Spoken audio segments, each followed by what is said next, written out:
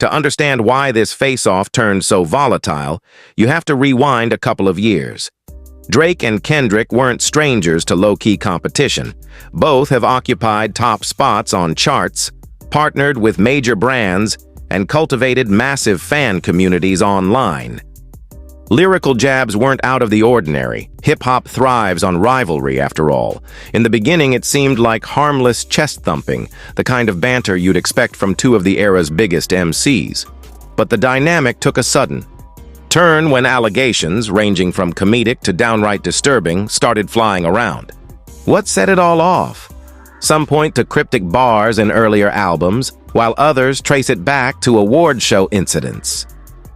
Drake's camp felt Kendrick had crossed a line by implying certain unsavory behaviors, using coded words that ignited the internet.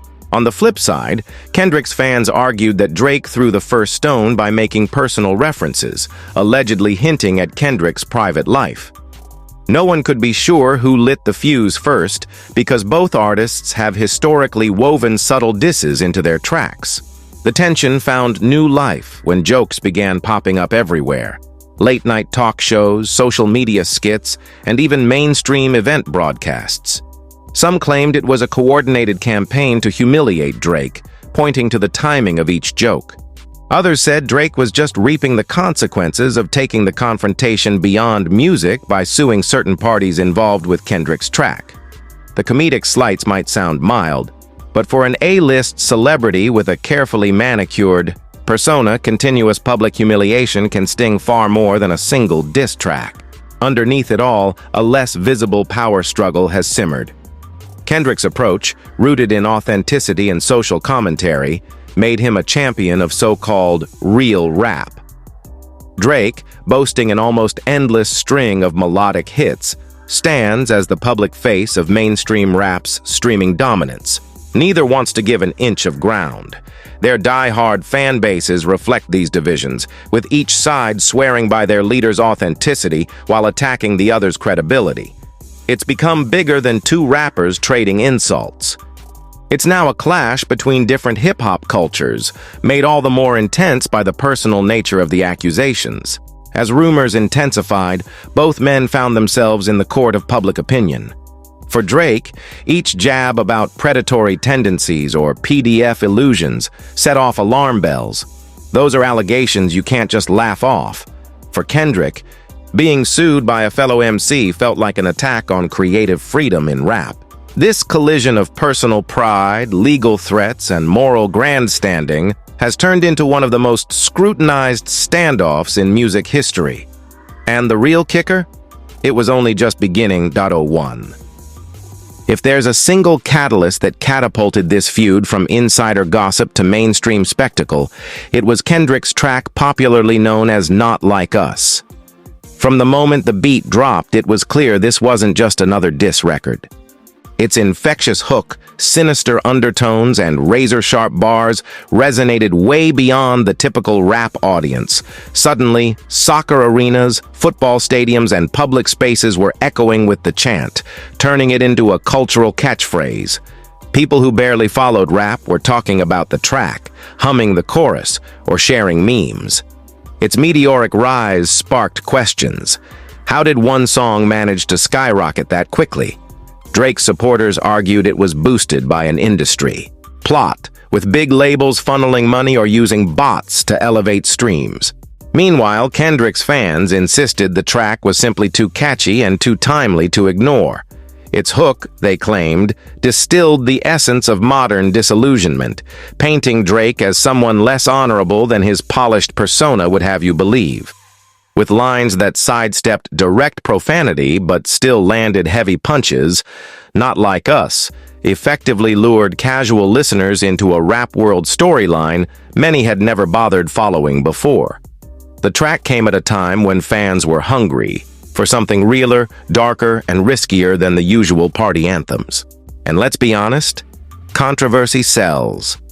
Every alleged cease and desist rumor, every gossip piece about whether Drake tried to silence the song only made it more appealing. People wanted to see what was so dangerous that legal papers might start flying. It wasn't just about the lyrics either. The song's production style, moody, dramatic, and relentlessly tense, combined with repetitive hooks that stuck in your head like an earworm, made it the perfect sonic assault for those who wanted drama. Whenever a major rap beef arises, the public craves a track that encapsulates the entire conflict. In this feud, Not Like Us was that track. Clips from high-profile events showed celebrities nodding along during award show cutaways or lip-syncing the single at after-parties. Talk show hosts couldn't resist referencing it, either through playful teases or full-blown jokes at Drake's expense. The resonance ran so deep that it spilled over into everyday life. You'd find people chanting the chorus at sports events, changing the words to troll their rivals.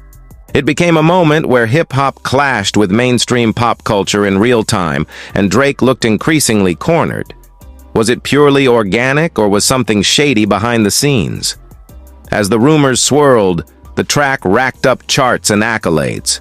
But what mattered more than trophies was how thoroughly it bruised Drake's image, linking his name to insinuations he found impossible to dismiss. The saga of Not Like Us drove home a vital point. One brilliantly executed song, especially one loaded with an addictive hook, can overshadow entire albums of pop-friendly tunes. For many, it sealed the deal that Kendrick was on a different plane lyrically, daring to wade into heavier territory. Regardless of whether you believe the conspiracy theories or chalk it up to great promotion, the track left Drake reeling and lit a fire under his legal team. And that's when the next bombshell hit, Drake filing official petitions that would rock the industry. In hip-hop, taking grievances to court is about as rare as an award show without controversies. Street battles and rap disputes typically play out over beats, not in a courtroom. Yet Drake shattered that norm when whispers emerged that he wasn't just writing a comeback track, he was assembling a legal arsenal. Suddenly, fans found out about petitions and lawsuits involving major corporate entities like Universal Music Group, Spotify, and iHeartMedia. At first, it was surreal. The same artist who once shaped entire summers with breezy pop rap was now standing toe-to-toe with a behemoth record label over allegations tied to a diss track's promotion. Critics rolled their eyes, chalking it up to sour grapes. But Drake's camp insisted there was more to it. They claimed the track's runaway success was no coincidence. Someone was pumping artificial streams or funneling big money into under-the-table deals to ensure that Not Like Us would dominate playlists and radio rotations. In their view, if Drake could prove the label had orchestrated an unfair campaign and pinned him with vile insinuations, it wouldn't just clear his name, it might land him a financial windfall. Yet to many rap purists, the very act of suing over a diss record felt like heresy. Diss tracks are supposed to be settled by lyrical skill, not stacks of legal briefs. As the drama unfolded, it became apparent that Drake's legal gambit might have broader implications for the industry. If his claims were taken seriously, it could open the door for other artists who've suspected major labels of shady pay-for-play tactics to come forward. Imagine a world where artists no longer fear industry retaliation for pointing out rigged systems. On the other hand, if Drake lost in spectacular fashion or withdrew, he could become the poster child for what happens when you mix public ego with unprovable conspiracy theories. Meanwhile, the public's reaction was fierce. Some jeered at Drake for what they saw as blatant hypocrisy. Hadn't he benefited from prime playlist placements in the past? Didn't he have entire platforms displaying his face on every playlist, covered during album releases? His defenders, however, argued that nothing in his career mirrored the suspicious leaps in streaming that Not Like Us experienced. They believed the scale of that track's success was so unprecedented, it demanded scrutiny. In the midst of depositions and rumors of hush-money deals, Drake's persona shifted. No longer was he the unflappable king of the streaming era. He appeared rattled, giving fans glimpses of vulnerability through cryptic social posts. Stories of him losing big on gambling sites, coupled with comedic roasts at award shows, only amplified the sense that Drake was in uncharted territory. The lawsuits, especially once he started settling with various parties, left everyone wondering, if he's coming to agreements with certain companies, does that mean they proved they did nothing wrong?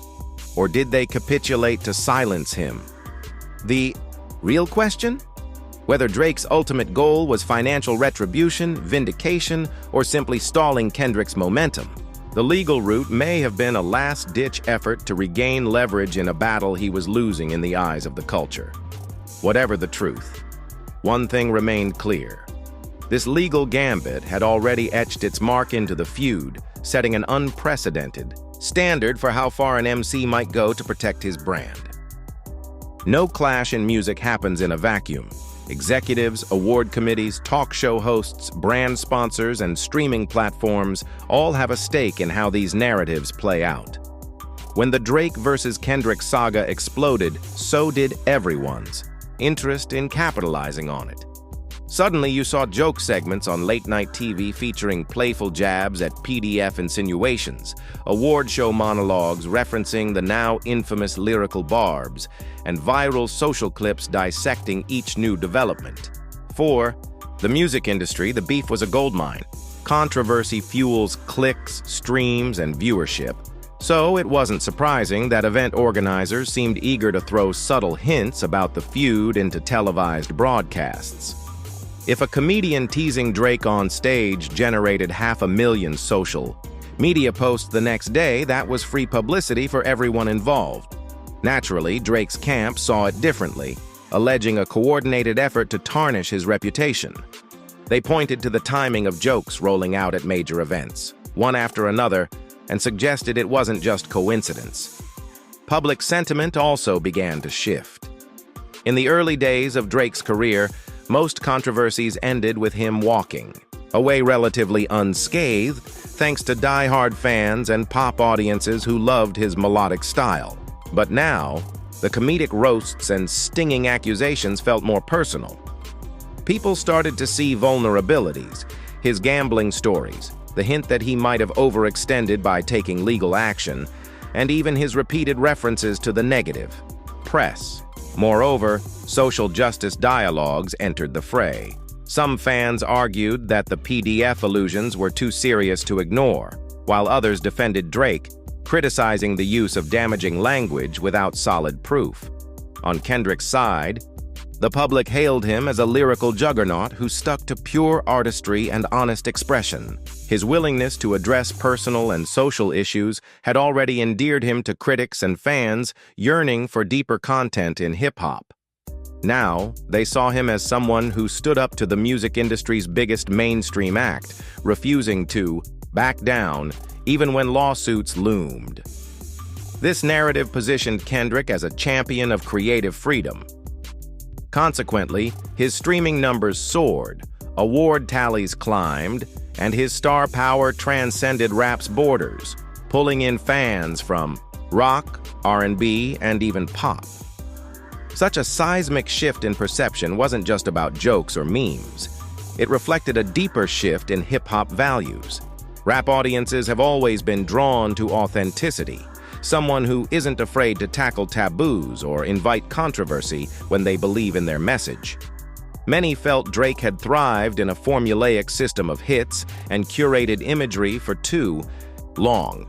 Kendrick represented the opposite. Gritty subject matter, layered wordplay, and a willingness to push social boundaries. As the feud reached new heights, you sensed the culture gravitating towards artists willing to take real risks, even if it meant angering an influential peer. Brands also made moves, some quietly reconsidering future partnerships. Was Drake still the safest bet for mainstream endorsements, or was he becoming a liability? Conversely, Kendrick, once seen as a niche, conscious rapper, was suddenly the hottest property for sponsorship deals that required authenticity and an edge. Thus, the public's evolving sentiment rippled through the entire ecosystem, turning a rap battle into a massive cultural pivot. By the time the roasts at award shows hit their peak, the entire industry seemed to have chosen sides, even if some pretended to stay neutral. Beyond chart battles and lyrical showdowns, both artists have dealt with swirling controversies that paint a more complicated picture. For Drake, gambling concerns have cast a spotlight on his personal life, with rumors he's risking exorbitant sums in high-stakes bets. Critics wonder whether his flurry of lawsuits and restless social media updates reflect deeper anxieties, possibly fueled by mounting pressure to keep his brand untarnished. While gambling itself isn't taboo, the worry is that any major public figure, especially one already under scrutiny, could find himself deeper in the hole if that habit grows uncontrollable. Meanwhile, whispers about Kendrick's behind-the-scenes dealings also exist. Some conspiracy-minded folks argue he must have major corporate muscle secretly backing him. How else could he maneuver so effectively against one of the biggest rap superstars? Others suspect that, despite his seemingly principled stance, he's not above letting a major label pull a few strings. In truth, the entire modern music industry is rife with backroom deals, promotions, and brand partnerships. Kendrick's squeaky clean public image doesn't automatically exempt him from the same maneuvers. Another major thread of gossip revolves around oft-himself references in certain rap circles, suggesting that Drake's mental health might be strained enough to worry those close to him. Of course, these are rumors with no tangible proof, but they underline the brutal reality of high-profile feuds. Once personal vulnerabilities are exposed or even hinted at, online speculation runs wild. Fans debate whether Drake's emotional confessions in his songs are merely marketing tactics or signs of genuine distress. Kendrick, too, contends with personal controversies. Although overshadowed by the success of Not Like Us, some question his approach to moral grandstanding in lyrics, accusing him of preaching while occasionally contradicting himself in personal dealings. A few claim his private circle might be enabling certain behaviors that don't align with the lofty ideals he raps about. At this point, though, no controversies have stuck to him the way they've stuck to Drake, suggesting that either Kendrick is a master at controlling his narrative, or that his moral compass has stayed relatively intact. Censorship concerns loom large over both artists. The harsh nature of accusations like PDF illusions can trigger YouTube's content guidelines, forcing creators and fans to tiptoe around explicit language. Some critics say it's a shame the conversation has devolved into coded words and partial allegations. Others point out that such coding is essential for a platform that cracks down on taboo phrases. As Drake's lawsuits move forward or fizzle out, everyone wonders if these controversies will shape new speech guidelines for rap. Could we be entering an era where artists feel unsafe referencing hot-button issues due to legal blowback? The background, personal challenges such as rumored family disputes and hidden legal skirmishes only add to the swirling chaos. It's not just about two men in a beef anymore. It's about the entire ecosystem of friends, family, managers, lawyers, and label reps who either reap the rewards or face the consequences. Above all, it's a testament to how one monumental conflict can yank private lives into a very public arena. While Drake was busy wrestling with legal motions and comedic barbs aimed at him, Kendrick's star soared higher. His performance at major sporting events and award shows lit up social media, with fans praising his unrelenting energy and the thoughtfulness woven into his lyrics. Critics pointed to the layered songwriting and masterful branding that put his work into a cultural context. Less about bragging rights, more about reflecting social tensions. That approach won him accolades and helped him sweep up trophies, left and right, culminating in an industry-wide acknowledgement that he had possibly transcended the typical rap star mold. Many argue that this ascension was boosted by the feud. After all, nothing draws attention faster than controversy. Kendrick, already respected for his artistry, leveraged the drama without stooping to repetitive, cheap shots. He let his music speak, riding the momentum generated by Not Like Us to pivot into deeper themes on subsequent releases. Talk of chart conspiracies didn't seem to faze him or his team, who consistently pushed the narrative that genuine artistry and raw truth more than label money, were fueling his success. Award show after award show, Kendrick either performed, electrifying sets, or walked on stage to accept another trophy, overshadowing Drake's albums by sheer presence and critical acclaim. Whether it was the Grammys, where fans chanted references to his iconic tracks, or the Oscars, where a comedic mention linked to his lyrics caused Drake fans to cry foul, Kendrick's victory lap seemed unstoppable. Even major pop stars publicly co-signed his music, singing along to Not Like Us and praising its unfiltered candor. Streaming data backed up the hype.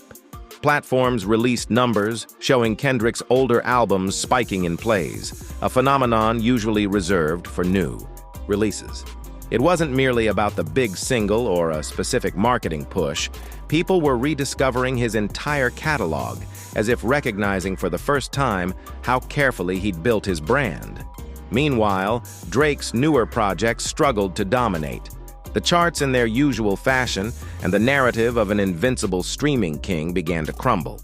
At the same time, Kendrick amplified his philanthropic efforts, quietly funding local community initiatives.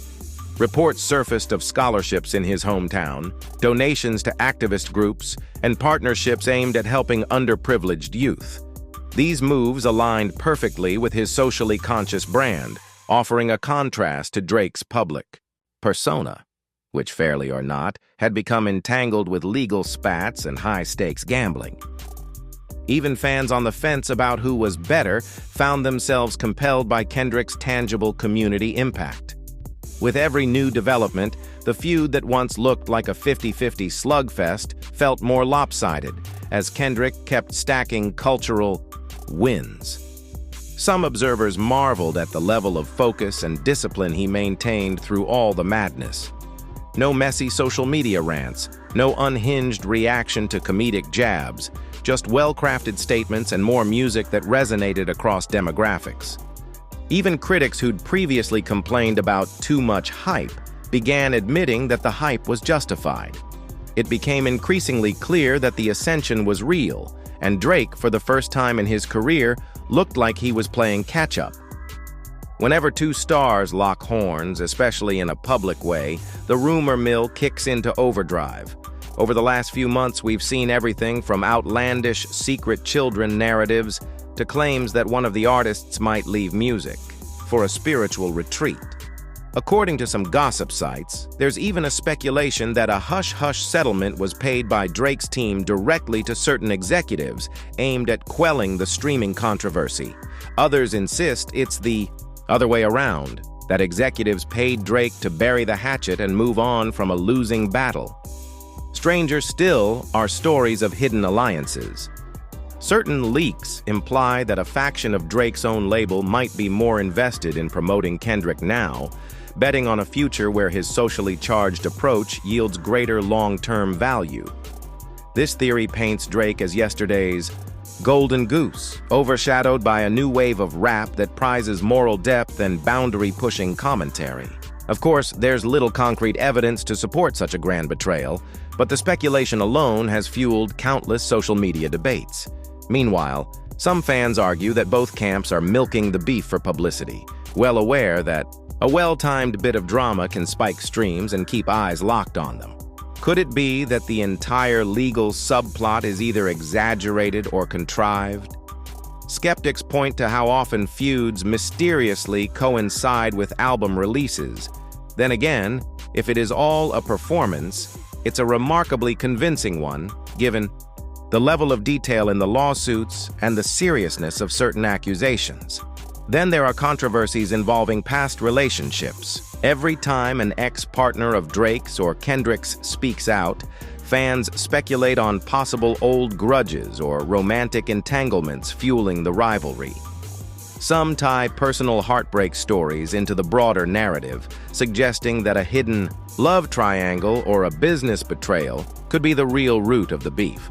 No credible sources have confirmed such dramatic twists, but the internet rarely needs proof to spin a story into a trending topic. All of these swirling rumors do one thing extremely well: keep everyone talking. If the objective from either side was continuous exposure, they've nailed it. In the music world, silence can mean irrelevance, and neither artist appears to be fading quietly. Whether there's an ounce of truth behind certain speculations, or they're entirely fabricated, the outcome is the same. Every new rumor keeps the headlines fresh.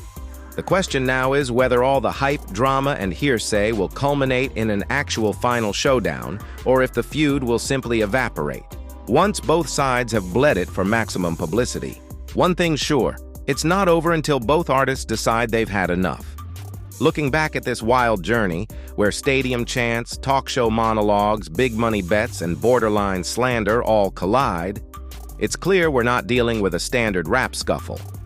The Drake versus Kendrick saga stands as a microcosm of modern hip-hop, reflecting the tension between commercial allure and social consciousness, between corporate power plays and raw artistic expression. It raises pressing questions about how far an artist can go to defend their reputation, and whether the legal arena should ever serve as a battleground for lyrical disputes. Some say Drake lost the cultural war the moment he pivoted from microphones to lawsuits. Others contend he had no choice but to push back against allegations that threatened his entire image. Meanwhile, Kendrick keeps stacking achievements, capturing not just the ears, but also the hearts of a society eager for music that speaks to deeper truths. Fans on both sides argue passionately, and the lines keep blurring. Did certain jokes cross the line into defamation? Did label executives really orchestrate a streaming conspiracy? Is the entire industry complicit in a scheme to dethrone Drake? Or is he simply reaping the consequences of stepping on too many toes? What happens next could define not just the legacies of these two superstars, but also the future etiquette of rap battles. If Drake's lawsuits manage to uncover genuine industry foul play, we might see an epic reckoning that forces labels and streaming platforms to rework their entire approach. But if no wrongdoing is unearthed, he risks looking like the artist who cried wolf, setting a precedent that future MCs might regret. Meanwhile, Kendrick's narrative of authenticity could make him the figurehead for a new wave of lyricism, unless new scandals emerge to tarnish his image. As we close this chapter, remember that in the world of hip-hop, no story ever truly ends. Public feuds can lie dormant for years, only to erupt again once the spotlight hits. Both Drake and Kendrick have proven too formidable to be dismissed, and both have fan bases too loyal to ever count them out. The next twist might be a surprise collaboration or a final, definitive diss track. Or maybe the tensions simmer behind the scenes until one decides to pull the trigger on a scandalous reveal. For now, all we can do is watch and see whether either artist chooses peace or continues the fight. One thing's certain, their rivalry has changed the landscape of modern music, forcing everyone involved, from fans to record execs, to reevaluate how power, perception, and profit intersect. The question lingering after it all is, when the dust settles, will Drake's calculated gambits or Kendrick's unwavering authenticity define the new normal? Only time, and maybe another round of jaw-dropping revelations will tell.